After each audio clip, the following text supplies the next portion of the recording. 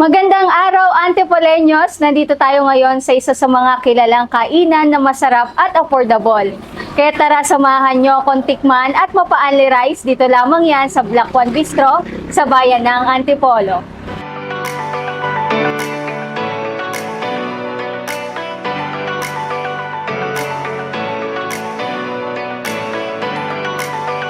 Nandito naman tayo ngayon kung saan kasama natin ang owner and co-owner ng Black One Bistro na sila Ma'am Charmaine and Ma'am Pauline. Magandang araw po sa inyong dalawa, Ma'am. Good afternoon sa inyong lahat. Kailan nag-start ang Black One Bistro dito sa Antipolo? Nag-start ang business talaga namin way back 2013 as Sweet Manna Kitchen. Puno kami pastries. Pastries pa lang siya. At tapos nabigyan kami ng space sa house nila para gumawa ng sariling kitchen namin. Basically, for pastries lang talaga siya. But since we have an open space, we decided na Put up na lang din ng mga ganyan. kainan. Para magamit yung space. Kasi sayang naman. So, 2016, inopen namin siya. And nung dumating yung pandemic, we had to close kasi lahat ng establishments is sarado. And for the safety of everyone, since meron din kayong mga senior sa house, kailangan talaga namin mag-close. Tapos, After ng pandemic, 2022, doon na talaga namin inopen si Black One Bistro. so si 2022 talaga si Black One Bistro na tinuloy-tuloy na namin siya hanggang ngayon. Anong meron sa Black One Bistro kung bakit ito ay dinadayo, nakikilala na po siya ngayon dito sa bayan ng Antipolo? Siguro, mainly yung service namin Maliban sa food, yung service. Kasi parang lahat, try namin na pag may, lalo kami hands-on kami, talagang everyday, andito kami, opening hanggang closing, andito kami. So, parang lahat, hindi lang sila customers, parang guest sa bahay namin, gano'n. So, once in a while, nagkikipag-usap kami sa customers, tinatanong namin kung kamusta yung food, para pag may, mababago namin. So, ano pa, Ayun siguro, yung hindi lang yung good food. Kasi yayabang ko talaga yung pagkain namin.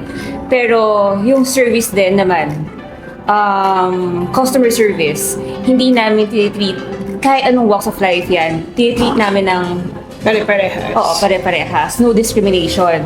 Tsaka siguro, kasi yung way namin siguro, yung dynamics namin dito yung sa family namin as Black One, siguro nag-reflect din on how we communicate with our customers. Kaya siguro, ko talaga yung customer service kasi talaga nakakwentuhan namin yung mga customers din namin. Nagiging kaibigan namin sila.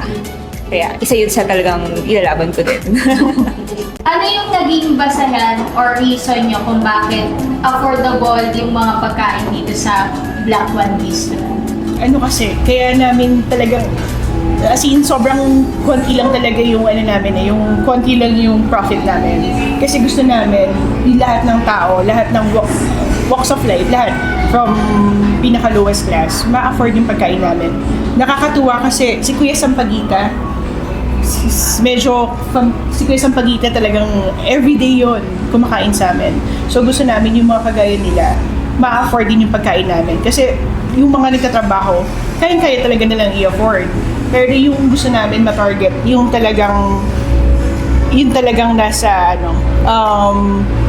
lower class para matikman nila yung good food, yan. So may mga minsan, sige sa pagita, yung street sweeper, ganyan. So parang nakakatuwa pag akala nila fine dining.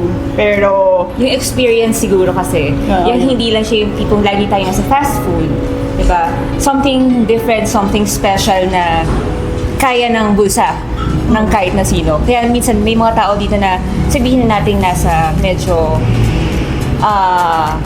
lower class. Pero pag kumain dito, magpag-iipunan daw nila pero sobrang sulit naman kasi hindi din siya ganun kamahal. Kaya, ayun isa sa mga factor in namin. na gusto namin lahat makakain.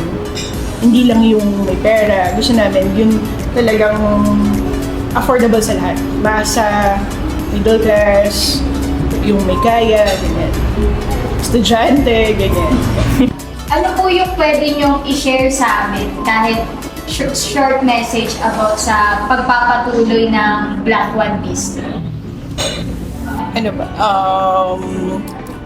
Sana, yung tatry namin panatilihin na okay yung food, tatry namin test kitchen pa ng iba para hindi magsawa yung mga tao. Kaya sana continuous kaming tangkilikin ng mga customers namin para dire-diretso yung Black One Bistro. Kasi talagang yung food namin, talagang gusto namin quality tapos affordable sa lahat.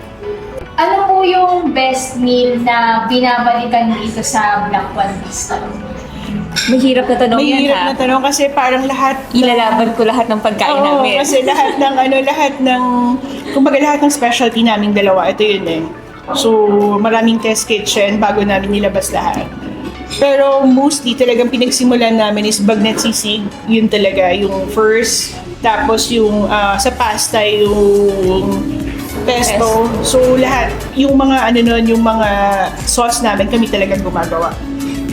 Marami siyang trial and error bago namin nakuha ito na yung perfect recipe na ilalabas natin and i-share namin sa mga tao. Sa mga tao. Ayun. Message nyo na pwede nyong ibahagi po sa amin para sa mga customers nyo, sa mga nagpaplano na bumisita at kumain dito sa Black One Bistro. Siguro, first of all, we would like to thank yung mga regular customers namin na talagang simula nung kay Sweet Mana pa lang kami, nagsisimula pa lang kami, andyan, talagang binibisita kami. Kaya nung lumabas kami as Black One na nandito na kami sa main road, natutuwa na nakalabas na rin kayo after ilang years. Kaya sobrang salamat and sana i-try nyo ang Black One Bistro, hindi kayo magsisisi and guaranteed masarap and talagang affordable. Kayang-kaya ng lahat. Lahat, from scratch kami lahat. Hindi kami yung gumagawa talaga. Mga sauces, dips, lahat yun. From scratch.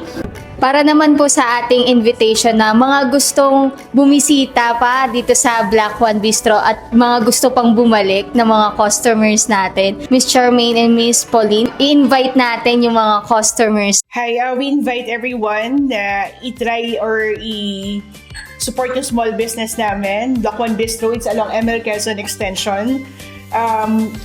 We assure you na every visit is worth it. We offer quality food, masarap, mura, sure na babalikan. Perfect din na place for family bonding, catching up with friends or dates. Kasi we have board games na pwede yung laruin. And we also have lots of paintings here na check nyo just in case interested kayo into arts.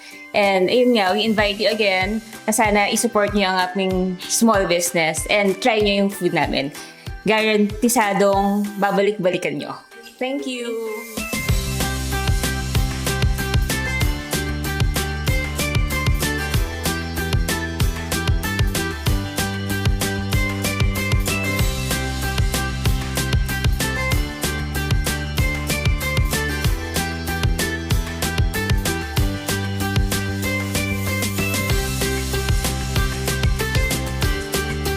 Natakam ba kayo sa nakakabusog na inihain sa atin ng Black One Bistro?